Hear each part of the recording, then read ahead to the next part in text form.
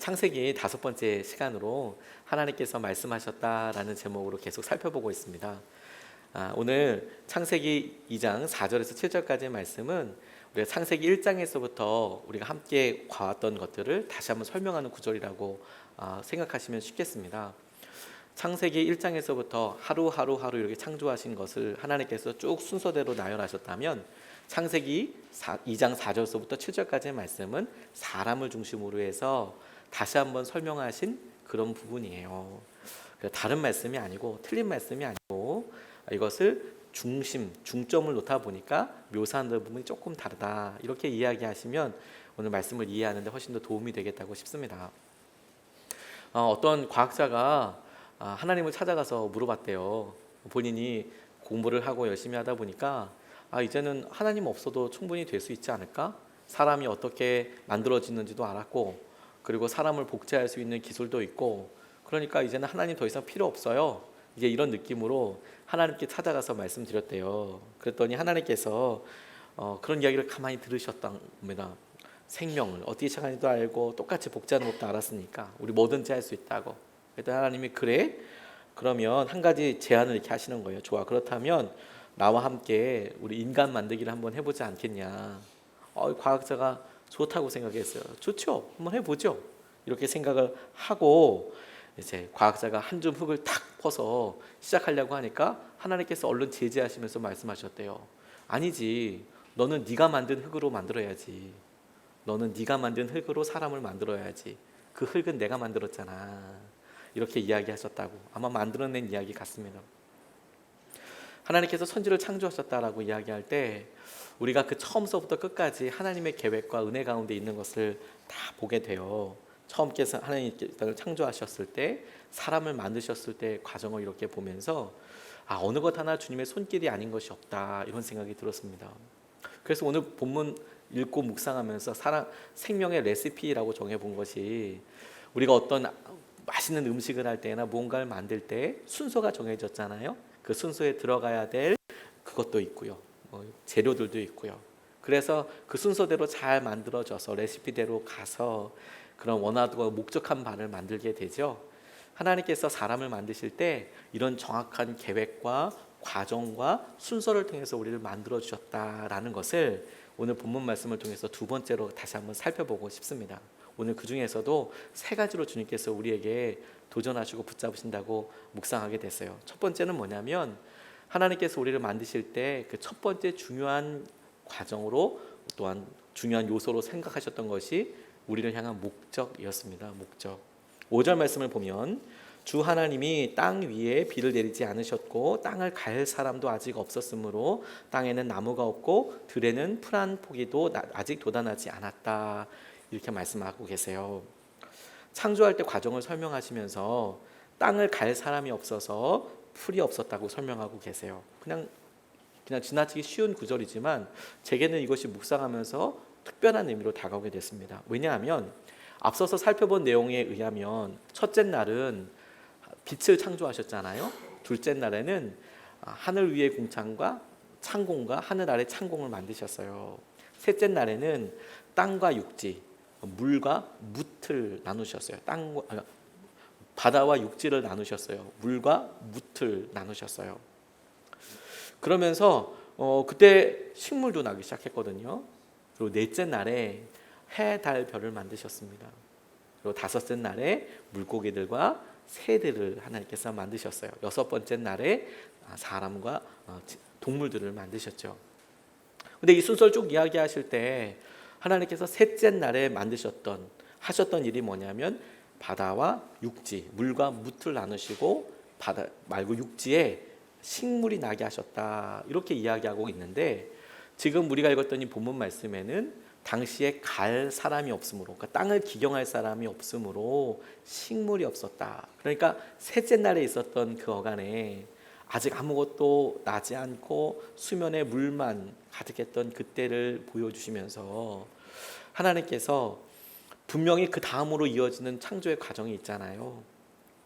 그 다음에 해달별도 생겨야 되고, 그리고 물고기도 생겨야 되고, 그 나중에 생겨야 될 사람이 있는데, 벌써 그 바다와 육지를 나눌 때서부터 이 육지의 식물을 위해서 이 땅을 기경할 사람, 갈 사람이 필요하다라는 목적과 계획이 있으셨던 거죠. 그러니까 앞으로 사람은 만들어지지도 않았고 그 당시에는, 근데 지금 사람을 통해서 만들기 위해서 가는 과정 가운데 있는 것을 보게 돼요. 그러니까 우리가 그냥 만들어진 것이 아니고 하나님께서 이 말씀을 통하여 우리에게 분명히 깨닫게 해주시는 것은 분명한 목적과 분명한 계획을 가지고 우리를 만드셨다라는 것이죠. 그래서 셋째 날의 식물들도, 넷째 날의 해달별도, 다섯째 날의 물고기도, 새들도, 여섯째 날의 모든 동물들도 사람들을 위해서 사람들과 함께 할 것을 계획하시고 만드셨다. 그 목적이 우리에게 있어서 정말 중요한 생명의 레시피 가운데 하나다라는 생각을 하게 됐습니다. 아직 주님께서 우리에게 주시는 여러 은혜들을 우리가 잘 알지 못하잖아요. 근데 우린 대부분은 그런 것들을 참 놓치고 살아갑니다. 영화에 좀비 나오는 영화들이 참 많이 있습니다. 아이들만 보는 게 아니라 요즘은 사람들이 좀비를 다 알더라고요. 근데 여러분, 실제로 그 좀비가 부두교에 나오는 그런 주술 가운데 하나인 거 아십니까? 부두교의 주술로 인해서 시체가 움직이는 거, 이걸 좀비라고 불렀대요. 그런데 세상 사람들에게 알려지게 된 것은요, 부두교는 유명한 종교도 아니지 않습니까? 그런데 1969년에 영화 한 편이 이 시체가 막 움직이고 이런 것들에 대해서 공포 영화겠지요, 만들었어요. 그리고 그걸 만들 때 감독은 좀비란 말도 쓰지 않았답니다. 구울 뭐 이런 식으로 표현을 했대요. 그래서 좀비란 이름이 사람들에게 알려지게 됐을 때 굉장히 의외였다고 이야기하더라고요. 이 좀비라는 일은 부두교에서, 특별히 IT라는 나라에서 실제로 비밀 결사가 가하는 사형의 일종이라고 이야기해요. 부두교에서 몰래 사람을 처치할 때, 사용할 때 쓰는 방법인데, 근데 이게 아주 독특합니다. 테르도로톡신이라는 그런 성분이 있는데 그게 포함된 약을 피부에 접촉을 시킨대요. 먹으면 바로 죽는답니다. 아주 맹독이어서. 근데 피부에다 이게 접촉을 시키면 사람이 가사 상태에 빠진대요. 이렇게 가사 상태에 빠진답니다. 그러면 장례를 치르지 않습니까? 그래서 장례를 치르고 나서 이 약의 기운이 깰 때쯤 되면 다시 이제 이 사람을 깨울대요. 그리고 약을 다시 먹인답니다. 약을 다시 뭐 동말, 풀 이런 걸 먹인 다음에 2차 약물 충격을 주고 두들겨 팬대요. 그리고 끌고 가서 좀비로 만들어 노예처럼 부려 먹는데요. 이게 무슨 말인지 아시겠어요? 죽이는 게 아니고요. 약을 먹여서 가사 상태가 되고 심신미약 상태에 이르게 됐을 때 또 약을 먹이고 그 다음에 두들겨 패서 평생 이제 심신미약 상태로 머물러서 그 사람을 부려먹는 거라는 거예요. 실제로 그래서 이 부두교나 IT 사람들은 좀비를 무서워하지 않는데요. 시체가 이렇게 움직이고 다니는 걸 무서워하지 않는데요. 근데 좀비가 되는 걸 두려워한대요. 좀비가 되는 과정이 더 무서운 거죠. 두들겨 패서 심신미약 상태가 돼서 이렇게 가는데, 우리 생각에는 그게 가능해? 라고 싶지만 실제로 이 사람들은 그 정신이 그렇게 자기 최면도 있고요. 문화가 그렇게 용인하니까 두려움도 있고요. 그러니까 그렇게 한번 좀비로 두들겨 맞고 나면 그렇게 그냥 다닌다는 거예요. 살아있는 사람이. 미신도 있답니다. 소금을 먹으면 그 주술에서 깬대요. 그리고 뭐 자기한테 주술을 건 그 사람이 죽어도 주술에서 깬대요. 뭐 이런 미신도 있을 정도로 제법 체계적인 그런 이야기예요. 그런데 여러분, 이렇게 살아있으나 살아있지 않은 거, 자기의 경제활동도 할 수 없고 자기의 의지, 자기의 자유도 발휘할 수 없는 이런 상황들이 우리가 영화에서 보는 그런 공포 영화에만 등장하는 게 아니에요. 우리 삶에 우리가 실제로 경험하고 있는 현실이기도 하지 않습니까? 영적으로도 우리가 좀비처럼 생활할 때가 참 많아요. 스위스 태생의 사회학자인 장 지글러라는 분이 이런 이야기를 했어요. 한 나라의 국민들을 노예 상태로 만들기 위해서, 한 나라의 국민을 노예 상태로 복종시키기 위해서 기관총이나 네이팜탄, 탱크, 폭력이죠. 이런 거 필요 없다. 어떻게 하면 한 국민들을 노예 상태로 만드는지 아세요? 부채가 그 모든 역할을 완벽하게 수행한다. 이렇게 이야기했어요. 부채. 부채가 그 사람을 노예 상태로 그냥 만들어 버린다. 좀비 상태로 만들어 버린다. 그런 얘기 아니겠습니까? 저는 공감 되게 많이 해서요. 우리에게 주님께서 분명히 창조하실 때 목적을 가지고 만드셨단 말이에요. 우리에게 좋도록 하나님께서 만드신 모든 과정과 일들을 우리에게 허락하셨죠. 또 어느 순간에 그 모든 것들이 우리의 숭배 대상이 돼요. 그리고 우리가 어느 순간에 그런 것들에 매여서 살아가게 돼요. 그래서 국가뿐만입니까? 우리 각 개인도 빚 지게 되면 그 빚에 좀비처럼 따라다녀요.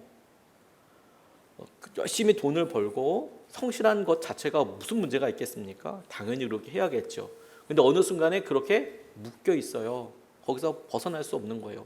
건강을 생각하고 그리고 그 건강을 유지하기 위해서 열심히 운동하는 게 무슨 잘못이 있어? 해야 되지 않아요? 정말 중요한 일이죠. 그런데 어느 순간에 거기에 묶여버려요. 그래서 좀비처럼 끌려다녀요. 주님께서 창조의 모습에서 우리들에게 말씀하시고 내가 생명을 만들 때 말이야 이렇게 만들었어. 그 첫 번째가 뭐냐면 너희들을 위해서 목적과 계획이 있어서 그거 놓치지 말아라고 말씀하시는 거예요. 우리의 삶에 의미 없이 주저주저 왔다 갔다 다니는 게 우리를 설명하지 않습니다. 우리에게 주님께서 만들어주신 목적과 계획, 땅을 갈 사람, 다시 말해서 하나님께서 우리에게 무언가 사명을 주시고 그 일을 하기 위해서 쓰시고자 하시는 그 상황이 되게 될 때 우리에게 진정한 생명을 누리게 된다는 거예요. 두 번째는요, 주님이 우리에게 만드신 여러 과정들에 우리를 흙으로 만드셨다라고 강조하시는 것을 우리 같이 붙잡고 싶어요. 7절 말씀에 보면 주 하나님이 땅의 흙으로 사람을 지으시고 땅의 흙으로 사람을 지으셨다 이렇게 말씀하셨습니다.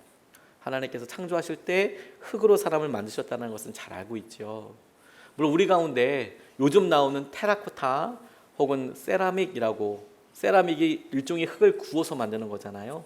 이게 뭐 쇠보다 튼튼한 것도 요즘은 있다고 이야기를 합니다. 하지만 여러분 당시에 테라코타나 흙을 구워서 도자기를 만드는 것이 지금처럼 이렇게 굳기가 엄청 세고 이런 게 아니었습니다. 그냥 톡 부서지면 부서질 만한 그런 일들이었어요. 쐐기 문자라고요. 점토판에 이렇게 망치로 끌로 탕탕탕 쳐서 쓰는 아주 고대 문자가 있습니다. 이 점토판에 써요. 테라코타에다 씁니다. 그런데요, 이게 발견될 때 어떻게 발견된지 아십니까? 이게 온전히 글자까지 다 남아있을 때는 주로 얘가 흐물흐물한 찰흙 같은 형태로 돼요. 오랫동안 수천 년 동안 그게 묻혀 있고 열과 습기에 노출되다 보니까 이게 흐물흐물해져요. 그래서 발굴되면 아주 짱짱하게 이게 굳습니다. 그래서 우리가 보는 게 되거든요. 이게 그대로는 바람에도 마모가 되고요. 조그마한 충격에도 아주 쉽게 부러져요. 뽀개져요. 그러니까 남아있을 수가 없어요. 우리가 흙이다라고 이야기하는 것은 우리가 이렇게 깨지기 쉽다. 우리가 이렇게 연약하다. 또한 우리가 이렇게 깨지고 나면 아무것도 남지 않는다. 다 흙으로 돌아간다. 다 무로 돌아간다. 우리가 인생이 그렇게 별로 남는 게 별로 없다. 하나님께서 창조하면서 우리에게 다시 한번 꼭 집어서 이야기하시고 너 기억해라 라고 말씀하시는 거라고 생각하게 됐어요. 근데 여러분 이게 우리에게 절망으로 이끌어가지 않습니다. 우리가 깨지기 쉽다? 우리가 이렇게 연약하다? 우리가 죽고 나면 아무것도 없다? 그러니까 허무하다? 이렇게 연결되는 것이 아니고요. 오히려 우리가 주님 앞에 얼마나 연약하고 우리가 얼마나 깨지기 쉬운지를 발견할 때가 우리의 삶에 진정한 삶이 시작되는 순간이기도 해요. 돌아가셨지만 이민아 목사님께서 본인의 어렸을 때 젊었을 때 주님을 만났을 때 이런 이야기를 하셨는데요. 이민아 목사님의 아버지가 여러분 다 알고 계시는 이어령 전 장관님이세요. 이어령 교수님이세요. 이어령 교수님은 한국 사람들이 모든 지식인들이 대단한 수제 천재라고 하는 분 아닙니까? 많은 영역들을 공부하셨고 그만큼 공부한 분들이 별로 없을 거예요. 우리나라에 거의 최고의 지성인이라고 이야기할 만한 분인데, 그런데 여러분 혹시 경험해 보셨는지 모르겠지만 이 뛰어난 아버지 밑에 자녀들은 진짜 엄청 어려워요. 어렵습니다. 이어령 교수님이 이 이민아 목사님한테 그렇게 교육시키셨대요. 절대로 가난해지지 마라. 마음도 영혼도 항상 부유해야 한다. 남보다 나아야 하고 남보다 앞서가라. 이게 교육 지침이었대요. 남보다 나아야 되고 남보다 무조건 앞서가야 한다. 2등 안 된다. 이런 얘기겠죠. 그러니까 가난하지 마라 이렇게 얘기하는 것도 사람들에게 밉보이지 말고 너 항상 그렇게 자신 있게 부유하게 풍족하게 살아라 이런 이야기 아니겠습니까? 이어령 교수님 같은 경우에는 비교적 유복하셨죠. 그래서 이민아 목사님도 그렇게 어려움 없이 사셨어요. 그래서 공부도 진짜 열심히 했고요. 근데 10년 동안 이분이 여러 보면서 그런 교육을 받다 보니까 누구한테 지는 거 너무 싫고 비참해지는 거 싫고 가난해지는 거 너무 싫고 그렇게 살다가 10년 동안 캘리포니아 주에서 검사로 일하셨대요. 근데 사건을 한번 맡으면 잠도 제대로 자지 못했답니다. 왜? 지면 안 되니까. 가난해지면 안 되니까. 그래서 아주 그냥 뭐 죽기 살기로 그걸 이기기 위해서 밤을 새워가면서 이겼다는 거예요. 이기기 위해서. 지고 싶지 않아서 엄청난 히스테리를 부리기도 했대요. 막 소리도 지르고 막 그렇게 했답니다. 근데 어느 날요, 졌대요. 배심원들이 이 선고할 때 무죄 이렇게 이야기하는데 너무 속상하고 너무 충격을 받아서 차를 운전해서 그냥 무작정 막 밟았답니다. 막 가다 보니까 한 2시간 정도 떨어진 곳까지 그냥 운전해서 갔대요. 정신 차리고 보니까 그 정도 거리까지 가 있는 거죠. 그리고 집에 전화해서 나 오늘 집에 못 간다. 나 오늘 집에 안 들어간다. 그렇게 얘기하고 그렇게 막 화를 내는 그런 사람이었답니다. 이런 사람이었으니까 마음이 가난해지고 또 마음이 연약해지는 거, 낮아지는 거 어떻게 용납할 수 있었겠어요.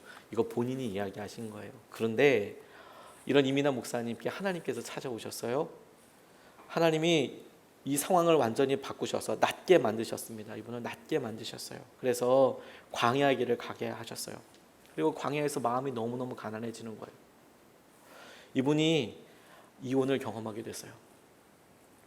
아주 유명한 정치인과 결혼을 했다가 아주 아픈 큰 상처를 경험하게 됐어요. 가난해지면 안 되는데, 비참해지면 안 되는데, 지면 안 되는데 엄청난 아픔과 시련을 경험했죠. 아이가 아팠어요. 그러다 보니까 여기 계신 부모님들 아마 다 인정하실걸요. 자녀가 아프면 그 가운데 힘 뻣뻣이 주고 있는 사람은 없습니다. 그냥 바로 엎어져서 아이를 위해서 낮아질 수밖에 없잖아요. 아이를 쳐버리시면 그 위에 장사 없습니다. 또 낮아졌어요. 근데 그 아이가 죽었어요. 그러니까 더 마음이 더 아프죠. 근데 나중에는 자기에게 질병이 찾아왔어요. 실명이 될 뻔하기도 하고 암도 찾아오기도 하고 너무 힘든 순간들이 막 있는 거죠. 많이 있는 거죠. 너무 낮아지고 비참해지고 그러면 안 된다고 자기는 배웠는데, 근데 자기가 실제로 삶에서 자기가 할 수 있는 노력이 아주 맥시멈을 최고를 해서 그래도 승승장구하려고 가는 그런 중이었는데 관계가 깨지고 몸이 깨지고 자녀들 깨지고 막 그러면서 너무 힘든 거, 자기가 생각하고 계획했던 것과 전혀 다른 그런 삶을 경험하게 되었을 때 이민아 목사님이 어떤 고백을 하는지 아십니까? 그때서야 비로소 마음이 가난해져서 천국을 보게 되더라는 거예요. 그리고 천국을 누리게 되더라는 거예요. 나약하고 가난해졌는데 그때서야 비로소 하나님을 생각하게 되더래요. 그래서 이분이 이렇게 고백했답니다. 당신이 없으면 저는 1초도 못 살아요. 예수님께 딱 붙어 있는 거, 이것이 제게 가장 중요해요. 예수님 없이는 아무것도 할 수 없어요. 이런 이야기까지 하게 되더라는 거죠. 우리가 흙이어서 깨지기 쉽고 그렇게 깨지고 나면 돌아갈 수 없어 라는 것이요. 그럼 뭐하고 사나가 아니라, 그러니까 우리에게 함께 하시는 주님의 손길이 얼마나 놀라운가를 오히려 깨닫게 되는 거예요.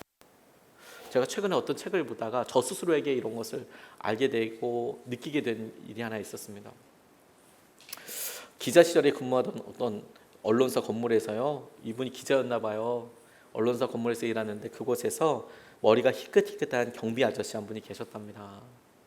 그러니까 키가 크고 마른 편이었는데 잠시도 몸을 놀리지 않으시더래요. 진짜 바지런하게 막 이렇게 뭐 하고 젠 걸음으로 건물 곳곳을 다니면서 맥가이버처럼 온갖 시설과 설비를 막 툭툭툭툭 고치시고, 그리고 가제트처럼 이제 팔이 막 늘어나서 담배 꽁초부터 시작해서 이런 거 다 줍고 삽시간에 청소하고 막 이런 분이셨대요. 그런데 이 어르신께서 평소에 땡땡 은행이라고 크게 써 있는 이 가죽 수첩 하나를 그렇게 들고 다니시고 짬짬이 시간마다 그걸 그렇게 뒤껴서 이렇게 보시더래요. 그래서 저 뭐 있나 되게 궁금하잖아요. 그 내용이 뭐 있나, 뭐 써놨을까, 저분이 단어 외우시나 이런 생각이 들면 그 짬짬이 그 수첩을 보시더라는 거예요. 궁금증이 쌓여가는데 어느 날 어르신이 커피 자판기 근처에 수첩을 펼쳐놓은 채 뭔가 유심히 들여보고 있는데 정말 나비처럼 날아서 벌같이 쏘듯이 그냥 고양이처럼 가서 그거 뭐 써있나 이렇게 봤답니다. 야금야금 훑어보는데 이게 웬걸, 뭐 거기에 뭐 특별하게 쓰여져 있는 게 아니고요. 수첩에 그냥 굵은 볼펜으로 꾹꾹 눌러 쓴 것 같이 기념일 몇 줄만 덩그러니 쓰여 있더라는 거예요. 기념일. 그리고 한 장에만 적은 것 같지 않고 똑같은 내용을 비슷한 내용을 몇 장에다가 다 이렇게 써놓으신 거예요. 이런 거예요. 우리가 처음 만난 날 4월 23일 마누라 생일 2월 17일 당신을 만난 때 4월 23일 당신 태어난 날 2월 17일 이런 식으로 똑같은 날이 여러 페이지에 막 이렇게 쓰여져 있는 거죠. 결혼 기념일 아내를 처음 만난 날 그러니까 평소에 어르신이 애처가다 이런 생각을 하고는 있었지만 참 언뜻 이해가 되지 않더라는 거예요. 왜 유사한 내용을 몇 장에다 걸쳐서 이렇게 똑같이 적어 놓을까? 그래서 의문이 풀리는데 계속 의문을 갖고 있다가 그게 또 오래 걸리지 않았답니다. 풀리는데 몇 달 뒤에 어르신이 경비를 그만두게 되셨대요. 그래서 자연스럽게 물어보셨대요. 그랬더니 어르신이 이렇게 대답하시더랍니다. 얼마 전에 내가 치매 판정을 받았어. 치매 판정을 받으신 거예요. 그 뭐라고 할까? 기억이 슬금슬금 도망치는 것 같기도 하고 진귀한 보물을 강탈당하는 느낌도 들어. 그렇게 얘기하시더라는 거예요. 그래서 정말요? 전혀 몰랐어요. 이렇게 대답을 하니까 아침에 일어나면 모든 것이 희미해. 엊그제 일은 흐릿하고 1년 전 일은 이미 머릿속에서 빠져나간 기분이야. 과거의 기억이 마구 뒤섞여 있어서 선명한 기억이 별로 없어. 그나마 진행 속도가 빠르지 않은 것을 위안으로 삼고 있다네. 이렇게 이야기하는 거예요. 그러니까 이제 그 앞에 되게 민망하죠. 그랬더니 오히려 이분이 위로하듯이 걱정하지 말게나 어쨌거나 과거 속에서만 살 수 없는 노릇이지 않나. 그냥 내게 주어지는 하루를 내 생의 가장 젊은 날로 생각하기로 했어. 이렇게 얘기했더라고요. 무슨 말인지 아시겠어요? 내일은 내일만큼 늙잖아요. 그러니까 과거가 생각나지 않잖아요. 그러니까 오늘은 내 생에 내가 가장 젊은 날이야. 이렇게 생각하기로 하셨다는 거예요. 가장 젊은 날은 말이 이렇게 마음이 울렁울렁한데 이분이 결심을 한 가지 이야기하셨다는 거예요. 내가 병원에서 진단을 받고 나오면서 중요한 결심을 했다네. 어떤 결심이요? 라고 물어봤더니 다른 건 다 잊어도 아내 생일 같은 건 잊지 말자고 이렇게 얘기하더라고요.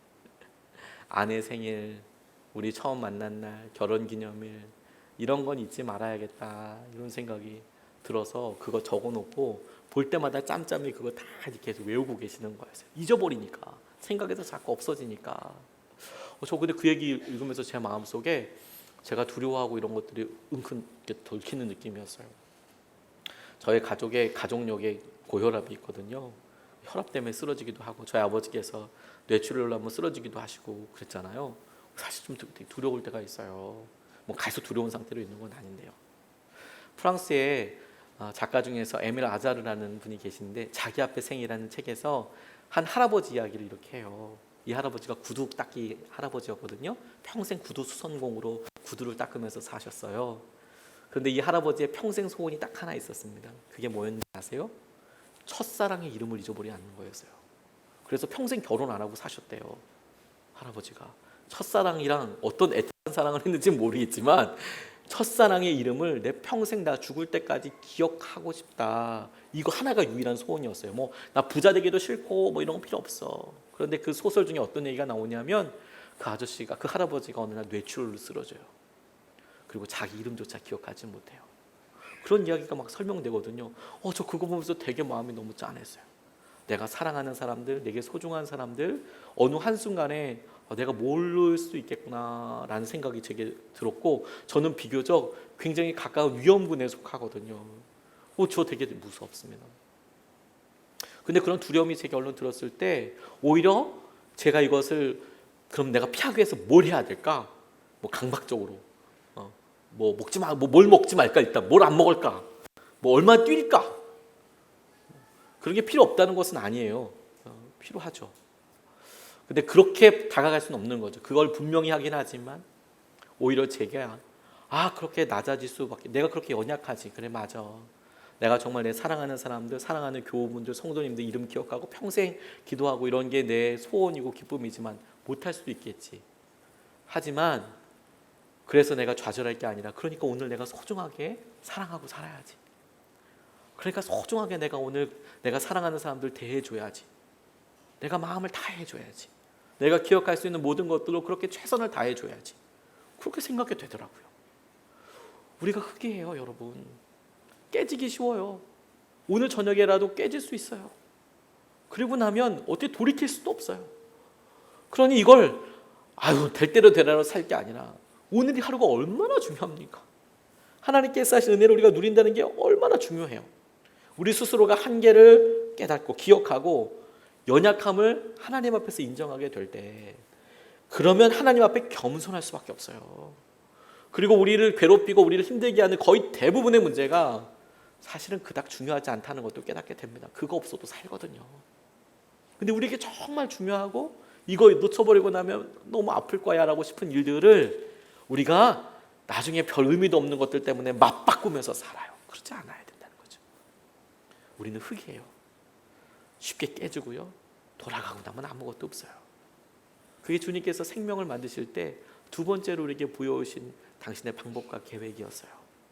세 번째로 놀라운 것은 뭔지 아십니까? 생명의 기운을 넣으셨다고 했어요. 7절 말씀을 마저 읽으면 주 하나님이 땅에 흙으로 사람을 지으시고 그의 코에 생명의 기운을 불어 넣으시니 사람이 생명체가 되었다, 이렇게 말씀하셨어요. 그의 코에 생기를 불어 넣었다, 개정판에는 이렇게 나와 있고, 세 번역 성경에는 생명의 기운을 불어 넣으셨다, 이렇게 나와 있습니다. 이거 히브리어 성경으로 찾아보니까 이렇게 나와 있더라고요. 니슈마트라는 단어가 이제 호흡을 나타내거든요. 니슈마트. 그리고 하임이라는 단어가 생명을 의미해요. 그래서 니슈마트 하임이라고 이렇게 쓰여져 있습니다. 그러니까 생명의 호흡이라고도 해석할 수 있어요. 생명의 호흡. 하나님께서 사람을 만드시고 그 코에 생명의 호흡을 불어넣으셨다. 히브리어로는 그렇게 해석을 할 수가 있거든요. 하나님이 불어넣으신 호흡이 끝나는 순간 모든 사람이 죽는 거예요. 그래요, 여러분. 우리가 내신 이 숨을 다시 삼킬 수 없으면 죽은 거예요. 우리가 삼킨 이 숨을 내쉴 수 없으면 죽은 거예요. 그렇게 어렵지 않습니다. 예전에는, 지금도 여러분 시골에 가면 우리 가운데 죽음이 멀지 않습니다. 무슨 말이냐면, 시골 분들은 요즘도 그렇게 생각하세요. 병원에서 이렇게 소천하시는 것을 객사라고 생각하세요. 집에서 돌아가시는 것 선호하셨어요. 그러니까 저희가 어렸을 때만 해도요, 병원에 모시지 않고 집에서 그렇게 모시려고 노력을 많이 하지 않았습니까? 시골은 지금도 그렇습니다. 그렇게 해요. 아프시면 병원에서 더 어떻게 할 게 없다고 얘기하면 집으로 모셔와요. 그리고 집에서 이렇게 가족들 다 모여 있는 가운데 이제 임종하시죠. 그래서 아침에 아들이나 며느리가 들어가서 이불 밑에 손 넣어봤고 따스냐고 좀 괜찮으시냐고 얘기하는데 대답하지 않으시고 그러면 알았어요. 그러니까 그럴 때 대가족에서 살고 있었던 가족에서 죽음이라는 것은 멀리 있는 문제가 아니었습니다. 사랑하는 사람이 내일을 그냥 그렇게 마주할 수 있는 아주 일상적인 일상이었어요. 죽음이 그렇게 멀지 있지 않았어요. 그래서 임도 볼 수 있었죠. 근데 요즘은 여러분 거의 대부분이 병원에서 이제 마지막을 보내시지 않습니까? 그러니까 많은 분들이 임종을 잘 못 보세요. 부모님 임종도 지키기 위해서 정말 이렇게 기다리고 있어야 임종을 지킬 수 있잖아요. 되게 낯설죠. 예전에는 대가족이니까 고모, 삼촌, 작은 할아버지 이런 분들의 임종과 죽음이 바로 옆에 있고 앞에 있고 그래서 생각해 볼 수 있었는데 이제는 그게 아니에요. 근데 여러분 이 차이가 되게 놀랍습니다. 저는 임종을 몇 번 본 적이 있거든요. 예배를 드리는 중에 돌아가신 분도 계시고 안수기도라는 중에 안수기도를 하고 계신 중에 돌아가시는 것도 봤어요. 그리고 생명호흡기 뛰는 것도 가서 기도해 본 적이 있어요. 기계에 뛰기 전에 마지막으로 예배 드리고 더 이상 어떻게 해줄 수가 없습니다. 자가호흡이 안 되기 때문에 그런 분들은 이미 이제 의사가 다 소견서를 낸 다음에 하는 거죠. 제가 어떻게 하자마자 결정하는 것은 아니고 가족들이 협의해서 얘기하면 제가 가서 이렇게 마지막으로 예배드린 적도 있어요. 근데 저 그거 많이 보면서요, 육안으로 보기엔 차이가 별로 없는 것처럼 처음엔 보여요. 생명 인공호흡기 달고 있잖아요. 그럼 차이가 뭔지 아십니까? 그 5초 후와 5초 전의 차이가 삐 소리밖에 없어요. 삐 소리 나면 간호사분이 오시고 의사분이 오셔서 몇 시 몇 분 사망 선고합니다. 그러면 그게 다예요. 그러면 차트에다가 그 사망 일시 적어요. 그러면 그걸로 그 다음에는 전혀 다르게 구분되어서 다른 절차를 받게 됩니다. 근데 언뜻 이렇게 보면요 별로 차이가 없는 것처럼 보여요. 그런데 여러분 이게 몇 번 가보다 보니까 저 진짜 생명의 기운이 있다는 것도 알게 됐어요. 호흡으로 알지만 이렇게 알겠더라고요. 정말 생명이 싹 사그러져 간다는 게 어떤 건지 너무 잘 보게 됐었어요. 방금 전까지 살아계시던 모습과 겉모습은 정말 차이가 전혀 없거든요. 그런데 생명의 기운이 있어요. 그래서 그 앞에 있으면 하나님을 경외할 수밖에 없어요. 두려워할 수밖에 없어요. 사람이 이 코끝에 숨에 다 모든 게 정해져 있구나. 이거 한 번이구나. 그걸 알 수 있게 됐어요. 근데 여러분 이게 우리가 영적으로 날마다 이런 일들을 경험하고 있습니다. 육적으로 이런 일을 경험하는 일이 없다고요. 하지만 영적으로 이런 일들을 우리가 얼마든지 경험하고 있어요. 요한복음 20장 22절 말씀에 보면 예수님께서 부활하셨을 때 제자들에게 찾아오셔서 이렇게 얘기하셨어요. 이렇게 말씀하신 다음에 그들에게 숨을 불어 넣으시고 말씀하셨다. 성령을 받아라. 이렇게 말씀하셨어요. 그들에게 숨을 불어 넣으시며 성령을 받아라. 이렇게 말씀하셨어요. 여러분 상상해 보십시오. 하나님께서 천지를 창조하시고 사람을 만드시고 그 코에 생명의 호흡을 불어 넣으셨어요.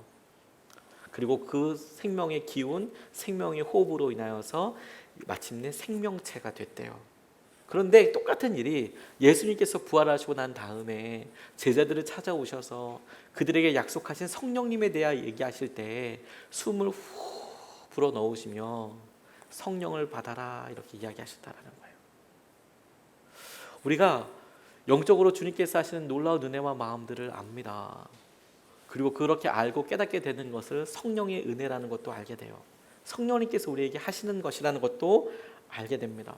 우리가 죄에 대하여 죽어서 하나님께서 하시는 여러 일들에 대해서 비로소 눈뜨기 시작했을 때, 그전에는 죄가 살아서 온통 죄만 보이고 온통 그런 님을 따라갔을 때는 잘 모르게 됐지만, 그런데 주님께서 우리에게 그런 성령의 은혜를 주셔서 그걸 깨닫게 될 때에 비로소 우리의 삶의 의미와 가치와 하나님께서 이끌어주시는 것을 우리가 보게 되는 것이죠. 이런 생명의 호흡, 생명의 도전으로 인한 순종이 사람마다 다 달라요. 다 똑같을 수는 없습니다. 다 똑같을 수는 없습니다. 근데 공통점을 굳이 된다면 이런 공통점은 있을 수 있을 거예요. 뭐냐? 우리 힘으로는 할 수 없어요. 그리고 우리 본성으로도 별로 하고 싶지 않아요. 그런데 우리가 그걸 하고 있어요. 하나님 때문에. 그 일을 통해서 성령님이 이루시는 열매를 맺게 될 것이에요. 그러면 그런 일들을 우리가 생명의 기운이라고 해요. 호흡이 그렇게 되어가고 있죠. 끌고 가서 하나님께서 하신 은혜들을 우리가 보게 돼요. 그렇게 성령의 열매를 맺게 되는 거. 그러니까 지금은 너무 힘들고 어려워 보이는 일들이지만, 근데 그 일을 통해서 우리가 성령님을 깨닫게 되고 붙잡게 되는 것은 사실 우리 가운데 시작된 생명의 호흡 때문에 그래요. 어느 부부께서 신앙생활 하시다가 결단을 한번 하셨답니다. 늘 하나님 앞에 이렇게 반응하고 싶어 하시다가 한 분이 천열매에 대해서 이제 반응을 하고 싶으셨나 봐요. 근데 천열매가 어느 직장 들어갔을 때 이렇게 첫 번째 월급을 하는 것인데, 이미 뭐 직장을 계속 다니고 그러셨으니까 이게 애매하잖아요. 남편은 모태신앙이셨습니다. 태어날 때부터 아무것도 못한다는 이런 모태신앙이었고, 아내분은 중간에 예수님을 뜨겁게 믿게 되셨어요. 근데 여자분이 막 우리 첫 월급, 첫 열매 한번 드려봐요. 그랬더니 남편이 사람이 화내시더래요. 웃기지 말라고 막 화를 버럭 내시고 확 들어가셨대요, 방에. 그리고 이분이 난생 처음으로 교회 일로 이불 뒤집어 쓰고 생각해 보셨대요. 그리고 결국에 나와서 그러자라고 말씀하시더래요. 근데 그 말 하실 때 눈물이 핑 글썽글썽하시더래요. 그러자라고 이야기하는데, 남편 입장에 황당하기까지 하죠. 힘들죠. 그러다가 그래, 이왕 그렇게 하는 거 하나님께서 복 주시려나 보다. 그리고 가서 말씀에 아주 그냥 귀를, 평소 때는 시작하자마자 바로 딥슬립 모드로 들어가시는데, 그날은 무슨 말 하나 보자. 목사님이 하늘 문을 쫙 여셔서 쏟아 부어 주시는 축복을 오늘 헌금한 사람에게 막 내려주시기를 막 이렇게 기다리고 있는데, 그날 우리가 주님 안에서 죽어야 된다고 이렇게 이야기를 하셨대요. 청천벽력이다. 이게 웬 말이냐. 맨날 듣던 말인데 이게 웬 말이냐. 하나님께서 그런 일을 통해서 그분에게 그 일을 도전하게 하시고 넘어서게 하시고 계획하지 못했던 전혀 다른 일들을 이루게 하시는 것을 간증하게 하시더라고요. 근데 저 반대도 많이 봤어요. 반대도. 어느 목사님이 외국인 노동자 사역을 하셨어요. 집이 좀 유복하셨나 봅니다. 유복까지는 아니어도 재산이 좀 있으셨나 봐요. 어렵게 목회하는데도 그래도 더 어렵다 힘들다라는 사람이 있으면 그냥 나눠주셨대요. 원래 나누는 거 좋아하시고 성큼성큼 이렇게 나눠주셨대요. 나눠주면 좋지만 사실 이게 한계가 있을 때가 있거든요. 나눠주다 보니까 나중에는 진짜 어렵더래요, 자기가. 근데 어렸을 때부터 별로 어렵게 살지 않았기 때문에 그냥 이렇게 쭉쭉쭉 나눠주면서 살다 보니까 나중에는 아이들 학교를 보내야 되는데 학교 보내는 것도 힘들어질 만큼 어려워지게 됐다는 거예요. 자기는 그냥 막연하게 이렇게 하면 좋겠지, 축복해 주겠지, 이제 이런 생각으로 그냥 다 했는데 진짜 어려워지더래요. 그러니까 자기가 갖고 있었던 믿음의 총체적인 혼란이 오더랍니다. 목사님 있네. 이거 어떻게 해야 돼? 나 이거 뭐 어떻게 해야 되지? 이런 생각이 들어서 막 고민하던 차에 그 지방에 지금은 인도네시아에서 사역하고 계시지만 몽골에서 사역하셨던 이용규 선교사님이라는 분이 부흥회를 집회에 인도하러 오셨대요. 그래서 여러 목사님들이 있는데도 내가 운전하겠다고 그러니까 숙소에서 집회 장소까지 왔다 갔다 할 때 누군가가 운전을 해줘야 되거든요. 내가 하겠다고 내가 이렇게 막 이야기해서 본인이 하게 되셨다는 거예요. 그래서 좀 얘기라도 해보려고 믿음의 어려움을 질문이라도 해보려고. 근데 본인이 그렇게 하면서 되게 많은 은혜를 받으셨대요. 뭐가 은혜였냐면요, 전혀 의외의 곳에서 은혜를 받으셨어요. 운전해서 이렇게 가는데 그래도 편안한 개인적인 자리지 않습니까? 그러니까 이용규 선교사님이 전화를 받으시더라는 거예요. 근데 국제 전화가 이제 온 거죠. 사모님한테나 동료 선교사님들한테. 근데 내용을 차 안에 있으니까 들리잖아요. 차 안에 있으니까 뭐 안녕하세요 이렇게 얘기하는 게 아니니까 마이크에다 얘기하니까 들릴 거 아닙니까? 그런데 내용이 아이들 학교 보낼 걱정, 그 입학금 뭐 이런 등록금 걱정, 중고등학교인데도, 그리고 교통비 걱정, 뭐 택시비 어떻게 되냐, 뭐 이런 걱정들을 전화에다 대고 이렇게 얘기하시더라는 거죠. 근데 뭐 자기도 그런 똑같은 고민들을 갖고 있는 거예요. 자기도 자녀들 그 뭐 등록금 걱정, 뭐 차비, 생활비 걱정 이런 걸 다 하고 있는데 둘이 똑같이 질문이 너무 똑같더라는 거예요. 똑같은 고생을 하고 있고 똑같은 질문을 하고 있고 똑같은 어려움 때문에 힘들어하고 있다는 것을 알게 됐대요. 그러니까 일단 첫 번째는 위로가 좀 되고요.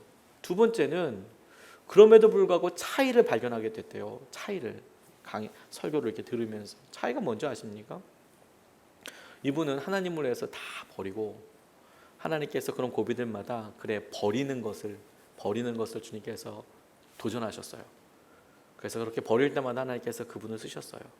근데 자기는 자기 삶에 있어서 내가 사람들한테 나눌 때 어떤 고민했지, 어떤 아픔들이 있었지, 무엇을 걸었지, 나누고 쓰는 게 나쁘다고는 이야기할 수 없지만 가만히 지나놓고 보니까 하나님께서 사람마다 도전하시는 게 다르다. 근데 자기의 경우에는 내가 절제하는 것에 대해서 하나님께서 주위에 있는 많은 사람들한테 얘기를 듣게 해주셨고, 나한테는 베푸는 것보다 참는 게 더 힘든데 나한테는 참는 것에 대해서 도전하셨다는 것을 그분과 이렇게 이야기하다가 같이 차로 모시고 가다가 본인이 깨달아지게 됐다고 그렇게 이야기하시더라고요.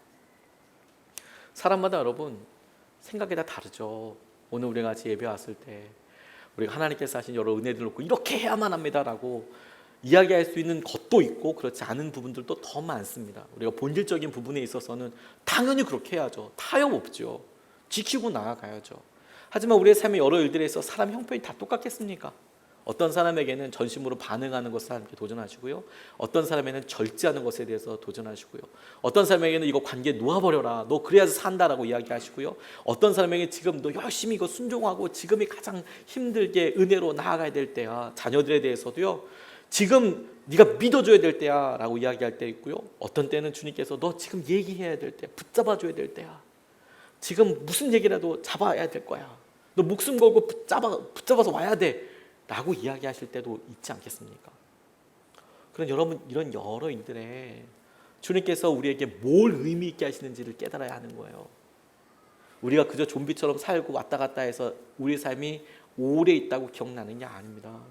생명의 기운이 와서, 생명의 호흡이 와서, 성령님이 우리 가운데 있으셔서 우리 가운데 호흡하게 하시고 우리에게 순종하게 하시고, 그렇게 순종하고 따라가게 된 것이 남게 될 거예요.